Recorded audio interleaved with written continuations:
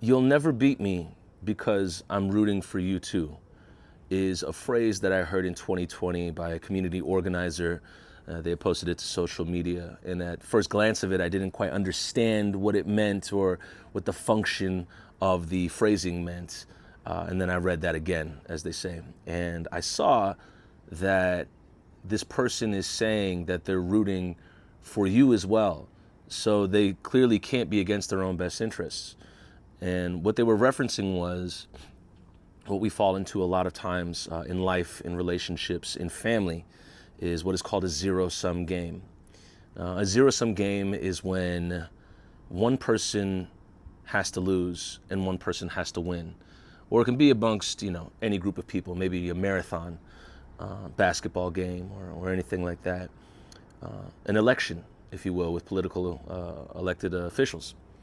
And in those scenarios, all of those scenarios, everybody in the competition or election has consented to somebody losing and somebody winning. They've all consented to the same rules of the game, and they understand that it is a zero-sum game.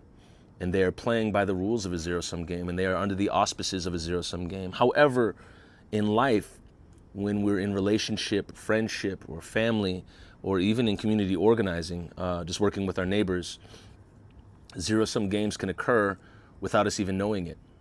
We can be under a zero-sum game with friends or even with artists and see somebody else's success as our failure, or our success as somebody else's lack of it.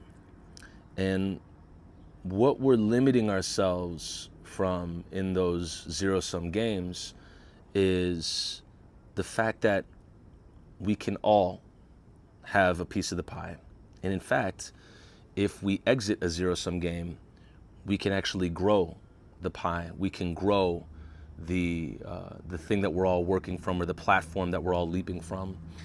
And in a zero-sum game, the idea is that someone else's best interests are not yours, and that your best interests mean that it can't be somebody else's. One example of a zero-sum game destroying a fair amount of its resources is municipal pools in the United States. Municipal pools, we used to have some of the biggest municipal pools in the world in the United States. And this was at a time when they were for white people only. Then when integration began, you saw black people allowed to be in these pools. A lot of white community members expressed their frustration or their spite or racism against black people by just not going to the pool. And you then saw these pools that used to have thousands of people in the pools then put out numbers of 6, 12, maybe 50.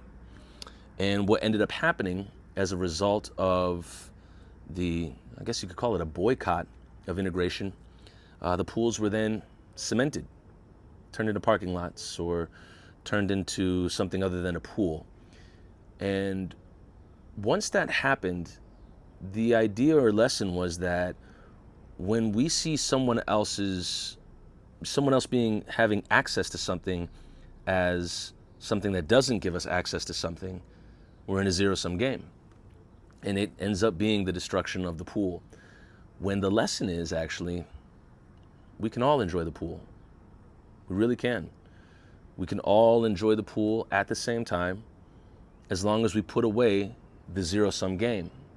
And what ended up happening as a result of these municipal pools closing was the privatization of swim clubs and places where you had to pay to be a part of the club. And the thing that people may not understand is when we end a zero-sum game, we're able to grow together. We're able to build together, as opposed to looking at it as, their success means my lack of it. And the real way to end a zero-sum game is to take someone else's best interests as your own. Once you're able to do that, you're able to say, well, when this person wins, I win. And when I win, this person wins. And when they lose, I lose. And when I lose, they lose. And it's, in a sense, working as a team, but it's also, it's working in a position of compromise for the greater good. And you'll hear this a lot on this channel when we look at zero-sum games, or being in a zero-sum game that is not an athletic competition and has no consent to it. You look at families, arguments, relationships, friendships.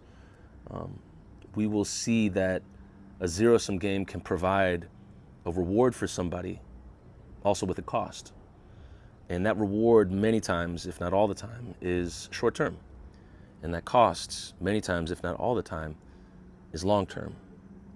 And so we end up being in these zero-sum games, lily-padding from one to the other, getting these short-term rewards, but having to endure the long-term costs of only looking out for ourselves. And when we do that, we lose the sight of helping one another to all essentially build together. So the short-term costs, inversely having a long-term reward, is the benefit of exiting a zero-sum game. And again, as I say, you would have to take on somebody else's best interests as your own and say that, hey, we're both going to come up together. We're going to exit this zero-sum game. I'm going to put my idea of my success being linked to your failure aside, and see if we can both come up at the same time.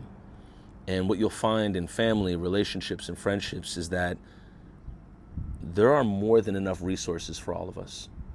Because the zero-sum game is the idea that there's a finite amount of resources. There can only be so much. It's a scarcity mindset. But once you understand that you're in a zero-sum game, think about how you can exit it.